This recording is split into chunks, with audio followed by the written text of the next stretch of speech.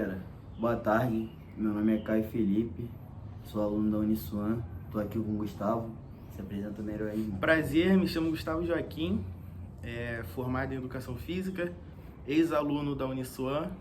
Então, Gustavo, por que você escolheu Educação Física e por qual motivo você está nessa profissão? Então, assim como a maioria dos garotos, né, na infância eu tentei ser jogador, mas não consegui. E eu encontrei na Educação Física uma maneira de não me frustrar, né, dentro do esporte, para me formar na Educação Física e continuar trabalhando dentro do futebol. É como se você estivesse vivendo dentro de um sonho que acabou não dando certo. Isso, estou realizando o sonho do Gustavo de 10, 15 anos atrás. Show. E há quanto tempo você atua nessa profissão?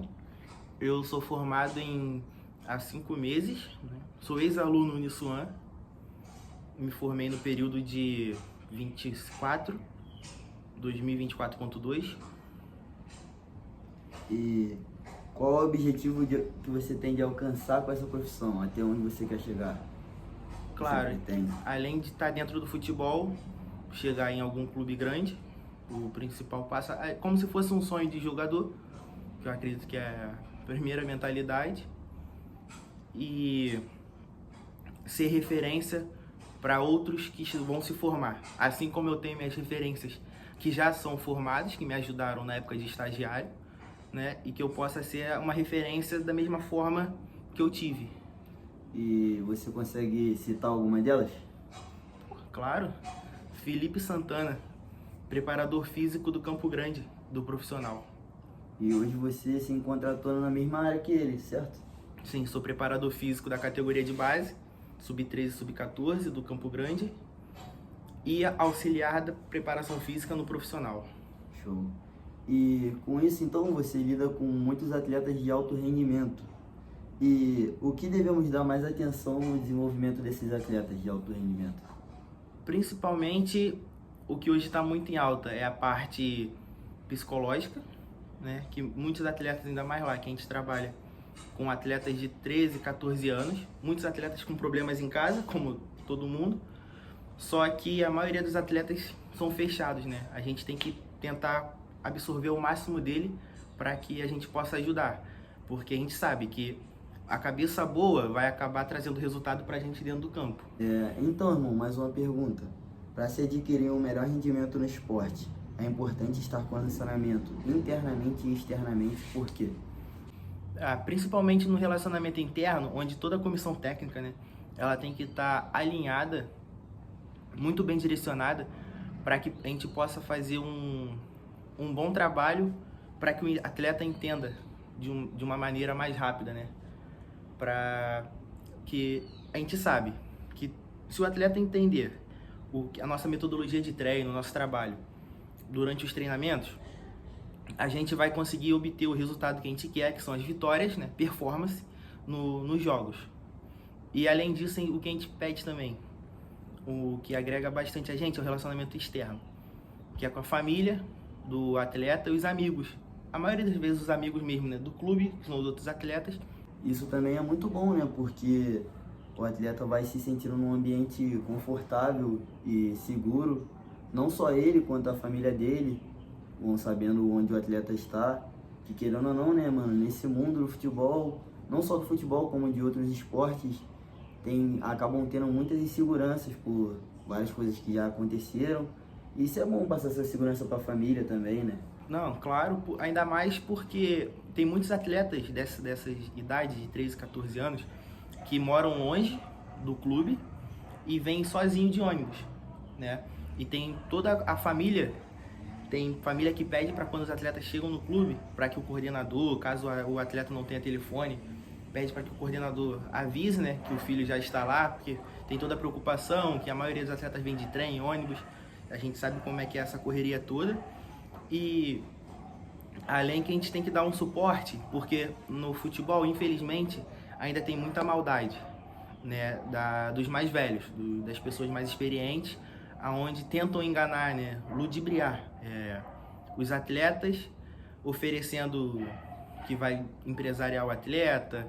Na maioria das vezes não vai dar dinheiro, mas que vai dar sempre, todo mês, um modelo novo de chuteira, um lançamento do mercado, e a gente tem que, na verdade, preparar o atleta.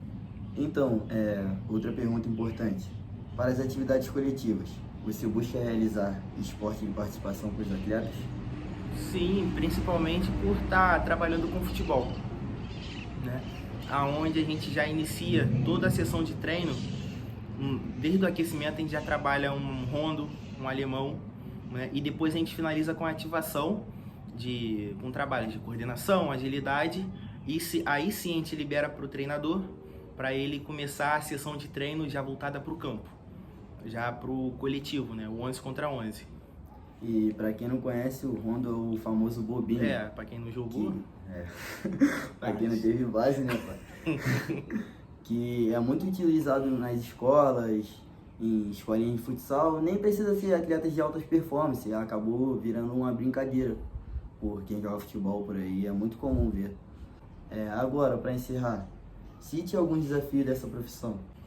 Acredito que um dos principais desafios, né, da nossa área, da profissão, é a valorização profissional, onde, dependendo do lugar, da academia que você esteja trabalhando, você não vai receber o justo, né? Não estou falando que precise receber acima daquilo, mas que receba pelo menos o justo.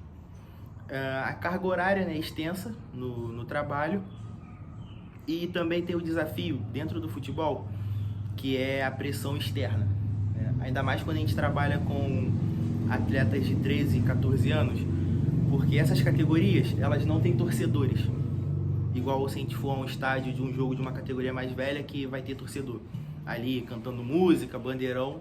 Não, ali os torcedores são os pais dos atletas. Então, quando você não escala o filho dele, quando o filho dele não está entre os 22, né, relacionados para o jogo, você acaba recebendo mensagem no privado. Às vezes tem pai que ligação, e na maioria das vezes eles sempre perguntam: por que meu filho não está jogando, não foi escalado? Só que é aquilo, no clube, quando seu filho entra no clube, da porta para dentro, os pais não têm acesso. Então, eles só sabem do que o filho fala. Se o filho fala que jogou bem, fez 5 gols, né, e o pai sorri e fica feliz, achando que isso é motivo de estar bem, quando na realidade, no treino, ele não performou dentro de um treino.